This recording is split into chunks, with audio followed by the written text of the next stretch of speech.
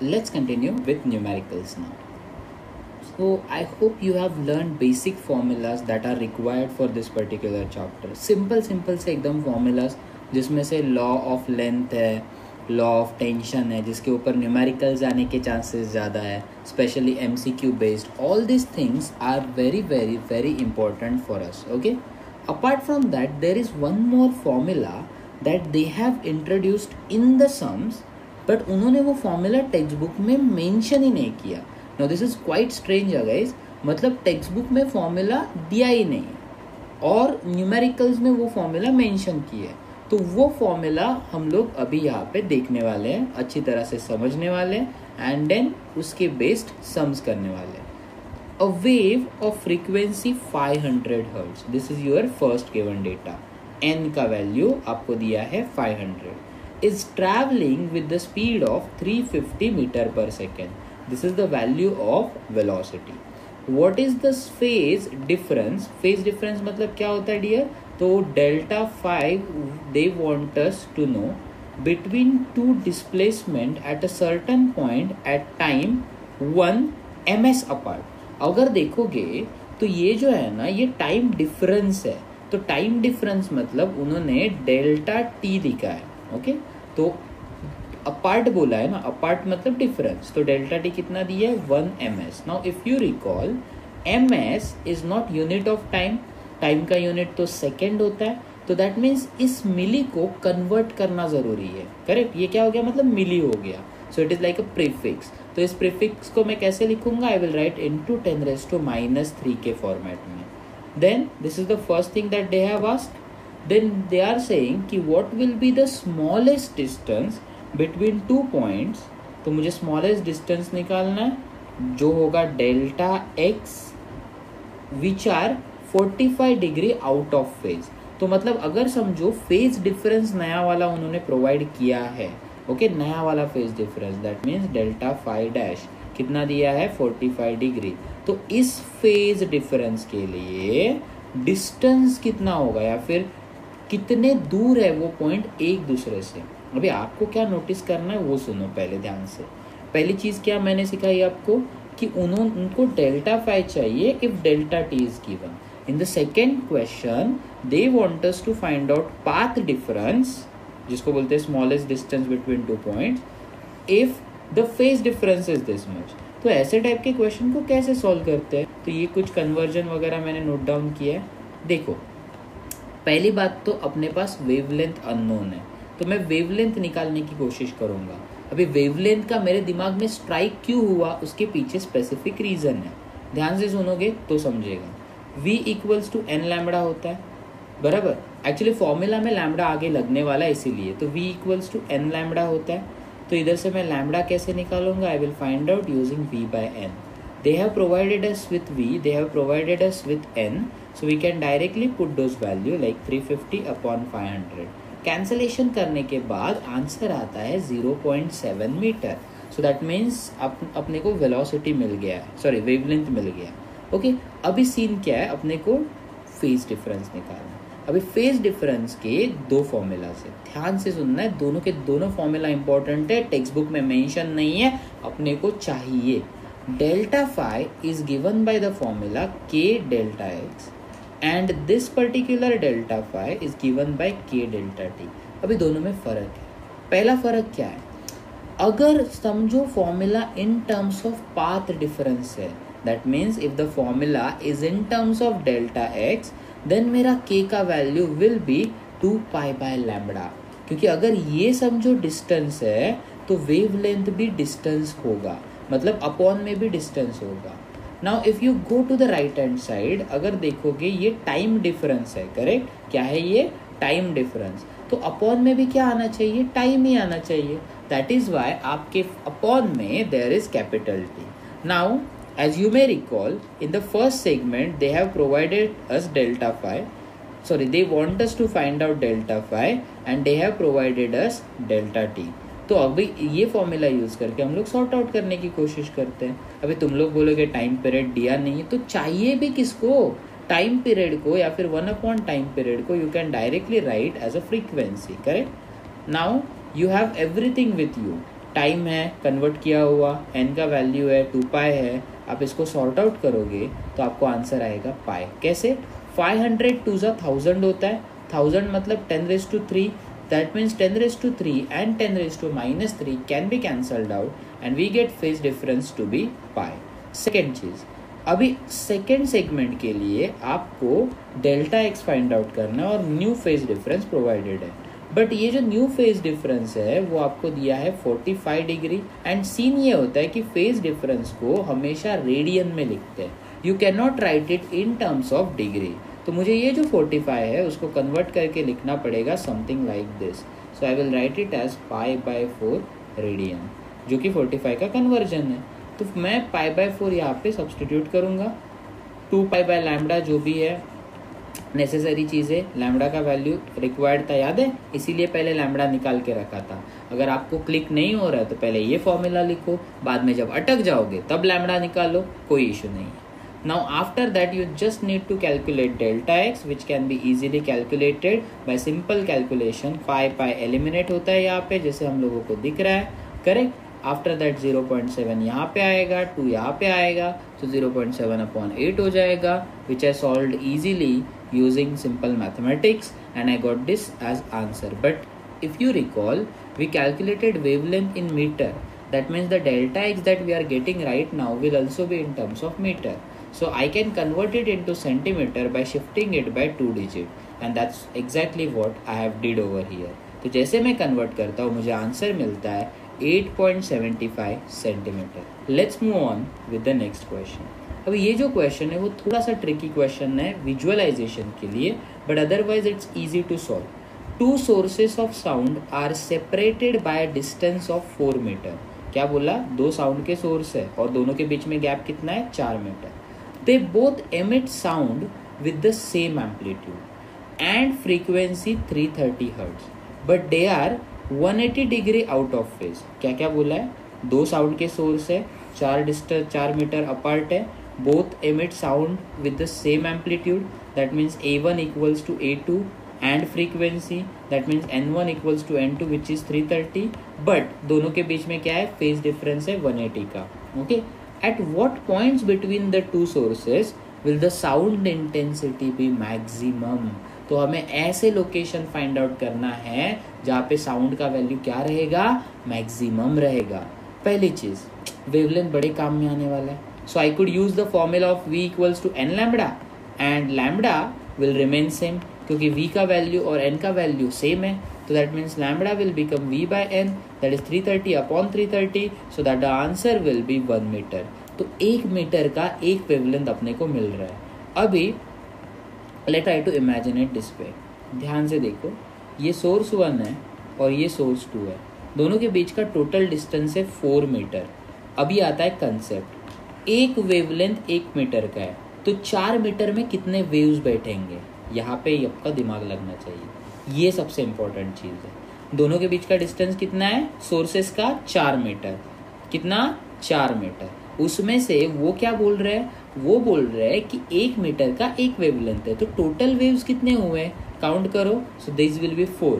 ये हुआ मेरा पहला वेव, ये हुआ मेरा दूसरा वेव, ये हुआ मेरा तीसरा, ये हुआ चौथा। अभी तुम लोग बोलोगे सर ये क्या किया आपने, ऐसा लूप्स क्यों फॉर्म किया? क्योंकि स्टेशनरी वेव्स होंगे ना, आइडेंटिकल वेव है, एम्पलीट्यूड सेम, फ्रीक्वेंसी सेम, मतलब एम्पलीट्यूड स्टेशनरी वेव हुआ वो। तो स्टेशनरी वेव है, अपोजिट डायरेक्शन भी है, सोर्स 1 लेफ्ट से छोड़ेगा, सोर्स 2 राइट से जोड़ेगा, they will merge and superposition will occur. तो स्टेशनरी वेव में लूप ही फॉर्म होता है। अभी क्या होता है, मुझे क्या निकालना है? At what points between 2 sources will the sound intensity be maximum. तो मुझे एम्पलीट्यूड के लोकेशन फाइंड आउट करना है। मैंने मिड पॉइंट चूज किया O, लाइक यहाँ पे एक वेव है, तो दो वेव को डिस्ट्रीब्यूट करके मिड पॉइंट चूज किया। लॉजिक है, डायग्राम देख के पता करो, डायग्राम ऑब्जर्व करो। तो डायग्राम में आपको दिखा एंटीनोड यहाँ पे होगा। हाँ, अभी let's try to visualise that this is our wave, complete wave, यहाँ से यहाँ तक। तो ये कितना हो जाएगा? ये हो जाएगा λ/2, और उसका हाफ कितना हो जाएगा? That will be λ/4। That means O and A के बीच में क्या डिस्टेंस है? λ/4 जितना। λ 1 दिया है अपने को, अपॉन 4 करोगे, आंसर कितना आया? 0.25। बट ये O के राइट साइड में है, that's why it is positive. Similarly one antinode, mirror antinode is present on the left hand side also, but as it is on the left hand side as per sign convention it will be negative. इसीलिए जो आपका पहला antinode का location है वो मिलेगा ±0.25 पे. था इंटरेस्टिंग. कैसे मैंने सॉल्व किया? मैं पहले ये नोट डाउन किया कि ये आइडेंटिकल वेव्स है, अपोजिट डायरेक्शन में जा रहे हैं, that means stationary wave form होगा. मैंने वेवलेंथ कैलकुलेट किया, मुझे आया 1 मीटर. देन मुझे सोर्स के बीच का डिस्टेंस पता चला which came out to be 4 meter. तो दैट मीन्स एक पर्टिकुलर या फिर सोर्स, पूरे सोर्स के बीच में 4 वेव्स बैठेंगे टोटल. तो I have created those waves, I have created one midpoint, and from midpoint I have calculated this distance which came out to be lambda by 4. Similarly, if you want to find out second antinode, it's quite easy. Second antinode का position. The distance between two antinodes is lambda by 2. Already अपना पहला antinode distance पे है lambda by 4. उसमें आप lambda by 2 add कर दोगे because now this distance is also needed to be considered. So the correct answer that you will get will be equivalent to, I think that will be 2 2s are 4 आएगा यहाँ पे 3 lambda by 4. So we will get 3 lambda by 4. Again lambda का value 1 put करो, 3 by 4 is 0.75. जैसे right side में आ रहा है वैसे ही लेफ्ट साइड में भी आएगा. That's why this will be ±0.75 and so on. जितने आप डिस्टेंसेस ऐड कर रहे हो करते जाओ. लाइक फॉर एग्जाम्पल ये क्या था, आपने 0.25 निकाला, फिर ये कितने से बढ़ा, 0.5 से बढ़ा, फिर ये कितने से बढ़ेगा, ये भी 0.5 से बढ़ेगा. सो 0.75 में you need to add 0.5 always, so that will become exactly equals to 1.25 and so on. तो ऐसे हम लोगों ने सॉल्व किया ये ब्यूटीफुल सा क्वेश्चन. Let's move on to the next question. Two sound waves travel at the speed of 330 meter per second. If their frequencies are also identical, okay, and are equal to 540 hertz, तो frequency दिया है आपको N1 N2 540 hertz, speed दिया है 330 वो भी same है. What will be the phase difference between the waves at a point 3.5 meter from one source and 3 meter from the other source? Okay अभी आप अगर समझो डेल्टा एक्स निकालने की कोशिश करोगे तो डेल्टा एक्स निकालने के लिए आपको दो पोजीशंस का सब्ट्रैक्शन लेना पड़ेगा. तो आप डेल्टा एक्स कैसे फाइंड आउट करोगे? आप डेल्टा एक्स लिखोगे and you will write it will B x1 minus x2. तो पहले सोर्स से उसका डिस्टेंस कितना है 3.5, दूसरे सोर्स से 3, तो the answer will B 3.5 minus 3 which is nothing but 0.5. तो आपको 0.5 वैल्यू मिल गया डेल्टा एक्स का. अभी तुम लोग बोलोगे ऐसा क्यों किया सर आपने? क्योंकि डेल्टा 5 पूछा है. याद है डेल्टा 5 एक स्पेशल टाइप का फॉर्मूला है जो एक्चुअल में टेक्स्ट बुक में मेंशन ही नहीं किया बट उसके ऊपर न्यूमेरिकल डाल दिए. तो डेल्टा 5 क्या होता है? डेल्टा 5 का फॉर्मूला लिखेंगे हम लोग 2 by lambda delta x. If you recall, अगर यहाँ पे डेल्टा एक्स होगा तो ही यहाँ पे लैम्बडा आएगा. अगर समझो यहाँ पे डेल्टा टी होता तो यहाँ पे क्या लिखते तुम लोग? कैपिटल टी लिखते. So that means delta T है इसीलिए कैपिटल टी, डेल्टा वाई है इसीलिए, सॉरी डेल्टा एक्स है इसीलिए लैम्बडा. तो अभी क्या करना है आपको? वैल्यूज पुट करना है. तो लैम्बडा कैसे निकालोगे? तो डेफिनेटली आपको वो वाला कंसेप्ट यूज करना है, v equals to N lambda, lambda v bye N 330 upon 540. Solve करोगे, थोड़ा टफ कैलकुलेशन है, 0.611. डेल्टा एक्स कैसे निकाला? सब्ट्रैक्ट मार के. तो सब्ट्रैक्ट मार के आपने निकाला, आंसर 0.5 है. 0.5 मतलब हाफ होता है, तो ये और ये कट हो जाएगा, बचेगा क्या? 3.14 अपॉन 0.6, मतलब मैं शॉर्टकट कर दूंगा या फिर जो भी है. फिर इसको आपको क्या करना है? इसको आपको सॉर्ट आउट करना है. आप इसको जब सॉल्व करोगे तो आपको ये आंसर आएगा इन टर्म्स ऑफ पाई. अभी तुम बोलोगे इन टर्म्स ऑफ पाई क्यों लिखा है? क्योंकि जब भी फेज डिफरेंस लिखते हैं ना तो पाई में लिखने का स्टाइल है, इट्स क्रेज. सो आप पाई के टर्म्स में डेल्टा 5 के आंसर को लिख सकते हो. Let's move on to the next question. 2 wires of the same material and same cross section are stretched on sonometer. One wire is loaded with 1.5 kg and another is loaded with 6 kg. Sonometer experiment है, दो different masses दिए अपने को, तो masses के मदद से दो डिफरेंट टेंशन फाइंड आउट कर सकते हैं. अगर समझो M1 1.5 kg दिया है, so we can easily find out T1 which is M1G. So 1.5 into 10 आएगा, 15 Newton is the answer. What if the 6 kg distance is given? So 6 into 10, so 6 into 10 will be 60 Newton. This is what we get. तो एक 15 Newton, एक 60 Newton आ गया। फिर उसके बाद हमको क्या बोला गया है, एक वायर है जिसका लेंथ है 0.6 मीटर, 60 सेंटीमीटर। ओके, तो दूसरे वायर का लेंथ कितना होगा? अरे स्ट्रेट फॉरवर्ड क्वेश्चन है यार, एकदम स्ट्रेट फॉरवर्ड। ओके, और अपने को ये भी बोला है कि दोनों का फ्रीक्वेंसी सेम है। So what I am going to do right now, I am going to write n equals to 1/L under root of t by mu, the generalize formula. अभी ये L को जानबूझ के लेफ्ट में लेके जा रहा हूँ, n को राइट में लेके जा रहा हूँ, क्योंकि L निकालना है। जो निकालना है उसको लेफ्ट में रखोगे, कैलकुलेशन ईजी पड़ेगा। अभी सीन क्या होता है, over here if you may recall what is going to happen, this n is constant, this mu is constant, this 2 is constant, so you can easily say that L is directly proportional to square root of that tension. So you can do 1 2 का 1 2, that means L1 by L2 equals to root T1 by root T2. T1 के जगह you could write 15, T2 के जगह 60, which we have calculated. 15 by 60 is 1/4, तो square root के बाहर आने के बाद क्या होगा, 1/2, तो L1 by L2 is 1/2। Cross multiply कर दो तो L2 क्या हो जाएगा, 2 times L1। L1 का वैल्यू पुट कर दो, आपको आंसर क्या आया, 1.2। So this is what we get. आपको आंसर मिल गया, आप एकदम खुश हो, एकदम चिल मारोगे, आगे बढ़ोगे। 17th question, find the fundamental first overtone and second overtone frequencies of a pipe open at both ends of length 25 cm if the speed of sound in air is this much। तो ऐसा question है, क्या क्या निकालना है आपको, first overtone का value, fundamental value निकालना है फर्स्ट ओवरटोन का, और सेकंड, एकदम इजी क्वेश्चन है, ध्यान से सुन। जब pipe open at both and होता है तो उसका फंडामेंटल फ्रीक्वेंसी दिया जाता है by the formula of V/2L। अगर क्लोज होता है एक एंड पे तो 4L होता है। तो V का वैल्यू दे हैव गिवन 330, 2 का वैल्यू तो वैसे भी कांस्टेंट है, L का वैल्यू कितना दिया है, 25 सेंटीमीटर या फिर 0.25 metre. To make this particular thing much easier I can write it as 1/4। तो मैं 1/4 लिखा, मैं इसको और आगे सॉल्व करूंगा, 2 1 जा 2 2 जा, then this 2 can come up, so we get 330 into 2, so which is 660। तो 660 तेरा फंडामेंटल आया, मैंने चेक किया भाई सही है कि नहीं, है सही।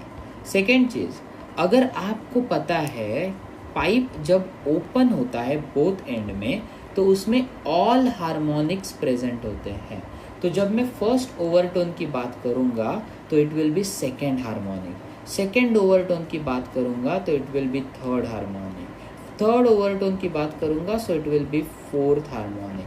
तो ये जो बेसिक कंसेप्ट है वो याद रखना है। तो अगर आपको फर्स्ट ओवरटोन निकालना है, आपको क्या करना है, आपको 2 से मल्टीप्लाई करना है, तो 2 into 660 you will get final answer. Third second overtone के लिए आपको 3 से मल्टीप्लाई करना है, क्योंकि ऑल हार्मोनिक्स प्रेजेंट है ना। अभी तुम पूछोगे सर फर्स्ट हार्मोनिक किधर गया, तो फर्स्ट हार्मोनिक तो ऑलरेडी फंडामेंटल फ्रीक्वेंसी होता है ना, क्योंकि if you multiply n with 1 you will get n only, and this is how you got your final answers. एकदम ये कैलकुलेशन, एकदम सिंपल सा कंसेप्ट। चलो let's continue with the next sum. A pipe open at both ends has a fundamental frequency of 600 Hz. Noted, the first overtone of pipe closed at one end has the same frequency as the first overtone of the open pipe. क्या बोलना है, ध्यान से सुन, यही tricky statement है, इसमें पूरा question घूम जाता है। बोल रहे हैं first overtone of a pipe close eight one and, so first overtone of a pipe close eight one and is or has same frequency that of, it has same frequency as that of the pipe. Okay, let's divide the question again, it's quite confusing. The first overtone of pipe close at one end, तो pipe close eight one and का first overtone माने N1 closed, okay, has the same frequency as that of, okay, first overtone of the open pipe. तो open pipe का जो भी first overtone होगा ये दोनों का वैल्यू मैच हो रहा है, so indirectly I can equate N1 close, sorry उल्टा लिखा, कोई बात नहीं, N1 open with N1 close. अभी जस्ट थोड़ी देर पहले हम लोगों ने डिस्कस किया था एंड उसमें हम लोगों को रियलाइज हुआ था कि जो भी ओपन पाइप होता है उसमें ऑल हार्मोनिक्स प्रेजेंट होते हैं। दैट मीन्स इवन भी आएंगे एंड ऑड भी आएंगे। अभी ये लॉजिक के हिसाब से जाओगे तो N1 that is first overtone in case of open pipe will be 2 times its fundamental frequency. What about close pipe?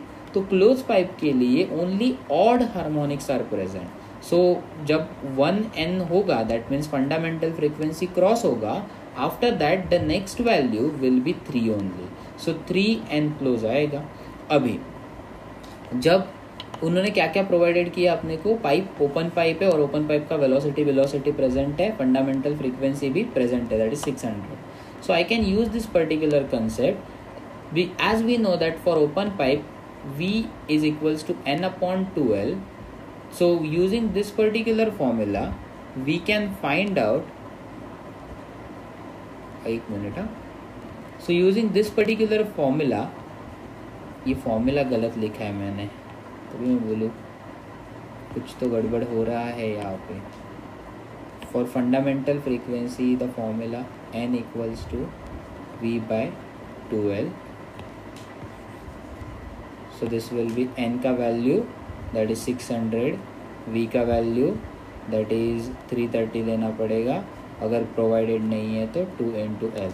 Okay, if you solve this particular thing you will get L का answer in 27.5 centimetre. obviously इसका answer 0 point something में आएगा, छोटा आएगा। क्यों? क्योंकि ये metre में आएगा, आपको इसको सेंटीमीटर में कन्वर्ट करना है एंड वो करोगे ना तो आपको 27.5 मिल ही जाएगा। अभी यहाँ तक हम लोग पहुँच चुके थे। ओपन पाइप का फ्रीक्वेंसी तो डायरेक्टली प्रोवाइडेड है, 600 यूज कर सकते हैं, बट क्लोज पाइप का फ्रीक्वेंसी क्या होता है? It is V upon 4L. So I can use the same concept over here, V upon 4L.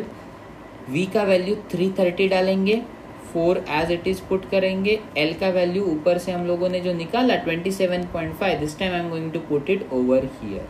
Okay, I'm really sorry, question कुछ रॉन्ग हो गया यहाँ पे, रिटर्न करते हैं। हम लोगों को ये जो L निकालना है ना वो एक्चुअली L डैश है। L डैश मतलब क्लोज पाइप का लेंथ, ओपन पाइप का लेंथ और क्लोज दोनों का लेंथ पूछा है, मतलब L और L डैश ऐसे दोनों भी अननोन चीज़ें हैं। So let me write this for over here so that we won't get confuse. तो पहले L कैसे निकाला? मैंने सिंपल फॉर्मूला यूज किया, N equals to V by 2L, वहाँ से मुझे L मिल गया। अभी आगे क्या करना है, मुझे L डैश फाइंड आउट करना है। तो मैंने ये फॉर्मूला यूज किया, दैट इज ओपन और क्लोज का फर्स्ट ओवरटोन है वो मैच हो रहा है। अभी ओपन में ऑल हार्मोनिक्स प्रेजेंट होते हैं तो यहाँ पे 2 times आ जाएगा, क्लोज में सिर्फ ऑड हार्मोनिक्स प्रेजेंट होते हैं तो 3 आएगा। ओपन का वैल्यू पुट किया आपने, क्लोज का वैल्यू पुट किया, V by 4L डैश, इधर से L डैश फाइंड आउट किया, and that's how we have solved this numerical. Next question, a set of 8 tuning forks is arranged in a series. अच्छा, ये जो questions होते हैं ना सीरीज में अरेंज करने वाले, वो कैसे सॉल्व करते वो बताता हूँ। मान के चलो कि मेरे पास मल्टीपल ट्यूनिंग फॉर्क्स है, वो जो ट्यूनिंग फॉर्क्स हैं उनको मैंने क्या कर दिया, मैंने सीरीज में अरेंज कर दिया। आई डोंट नो कि what their values are. Like पहला ट्यूनिंग फॉर्क का वैल्यू N1 है, N2 है, N3 है, N4 है, एंड लास्ट वन का Nn है, ओके, या फिर लेट्स से Nx है, just like a random value, okay. तो सीन कैसे होता है कि अभी जब मेरे पास इतने सारे ट्यूनिंग फॉर्क है and these tuning forks are arranged in ascending order. What do I mean by ascending order? तो जो पहला वाला ट्यूनिंग फॉर्क है वो लेस होगा, उसके बाद वाला उससे ग्रेटर, उसके बाद वाला उससे greater, and so on. So whenever ascending order is used then Nx is given as N1 plus x minus 1 times capital N, where capital N is nothing but number of beats। ये एक formula आपके syllabus में mention नहीं है, मतलब like उन्होंने लिख के नहीं दिया है इसको, बट देन उसके ऊपर क्वेश्चन पूछ दिए, लाइक ऐसे कैसे चलेगा।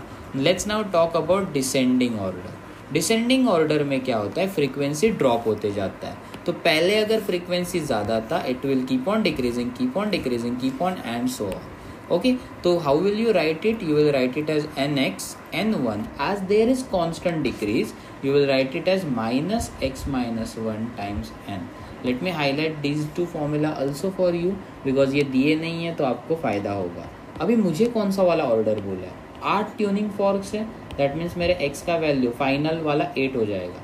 Fork is arranged in a series of increasing order. मतलब क्या हुआ? Ascending. So I will go with this formula. Try to remember that. Okay, each fork gives 4 beats per second. चलो let's write down the data. तो x का वैल्यू दिया है 8. Tuning fork का beat capital N equals to 4. इतना ही नहीं, वो क्या बोल रहे हैं आगे पता है? The frequency of last fork that is my N8 is, क्योंकि N8 लास्ट है ना मेरा, is twice that of the first. That means 2 times that of N1. Calculate the frequencies of first and last fork. तो मतलब मुझे N1 find out करना है and last वाला मतलब N8 फाइंड आउट करना है. So these are the only 2 things that you need to worry about. Okay, चलो तो मैं डायरेक्टली असेंडिंग ऑर्डर का फॉर्मूला यूज करूंगा यहाँ पे. So let's begin the solving of question. Okay, as tuning forks are arranged in ascending order, therefore you can write nx equals to n1 plus x minus 1 times n. अभी n1 का देखो, last वाला आपका 8 है बराबर. n1 plus ये हो जाएगा 8 माइनस 1. बीट का वैल्यू 4 प्रोवाइडेड है. So we get n8 equals to n1 plus 7 4 but 7 4 is 28. So we get n8 is equals to n1 plus 28. At the same time they have mention that n8 is actually मतलब last tuning fork is 2 times the first, है ना. So we could use this particular logic and we can substitute n8 के जगह 2 times n1 which is equals to n1 plus 28. This n1 now can be shifted to the left hand side. So what do you get? You get 2n1 minus n1 equals to 28. Or indirectly you could write n1 is equals to 28. तो मिल गया आपको वो चीज़ जिसके पीछे आप लगे थे इतने टाइम से. ओके, एक बार आपको n1 मिल गया. Now it's very easy for you to find out n8. Like कितना easy? Seriously बहुत easy. बहुत मतलब बहुत easy. Let's see how. क्योंकि n8 अगर आपको पूछा है तो आपको बेसिक कंडीशन ऑलरेडी प्रोवाइडेड है. It is 2 times n1. So how will you write it? You will write it as 2 times 28. 2 times 28 is nothing but 56. So our n8 will be 56 hertz. You should properly write unit wherever necessary. Okay, तो आपको अगर लग रहा है कि यार यहाँ पे यूनिट चाहिए तो definitely you need to put it like this. तो ये हो जाएगा मेरा 28 hertz.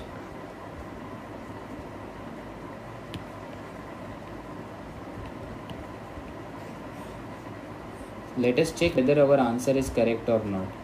Yes, first one is 28, last one is 56. देखो 28, 56. We are done with it. Let's move on with the next question. The string of guitar is 80 centimeter long. So they have provided us some length. L1 80 centimeter. Let's write it as 0. अच्छा, centimetre में ही answer चाहिए तो centimetre में ही रखते हैं. 80 centimetre बोलेंगे. And has a fundamental frequency of 112 hertz. So this is the fundamental frequency 112 hertz. If a guitarist wishes to produce a frequency of 160 hertz, मतलब N2 कितना दिया है? N2 दिया है 160 hertz. They are asking where should the person press the string. तो वो string को कहाँ पे touch करे? That means what is exactly new length of the string. तो अभी L2 क्वेश्चन मार्क है. अरे कितना सिंपल है, स्ट्रिंग का टेंशन नहीं चेंज हो रहा है, मास पर यूनिट चेंज नहीं हो रहा है. So we could directly use the formula like this. We know that n1 or n is inversely proportional to L. It is also known as law of length, correct? And that is why using this particular inverse law we could write it like this. N1 by N2 equals to L2 by L1. We can shift this L1 to the left hand side, so we get L2 equals to N1 by N2 times L1. Now we have data, correct? We have 112 160, so let me put that over here. ये 112 है, ये 160 है, and L1 का value is 80. So once we solve this particular thing further, we will get final answer to be 56 centimeter. It is properly verified answer, but अगर आपको फिर भी check करना है तो आप इसको solve कर सकते हो. No issue with this. This is how, my dear friend, we have completed the entire chapter of superposition of wave. पूरा का पूरा चैप्टर खत्म. मिलते हैं नेक्स्ट टॉपिक के साथ, नेक्स्ट एनर्जी के साथ, नेक्स्ट वीडियोज में. Bye bye, take care, and don't forget to like, share and subscribe our channel.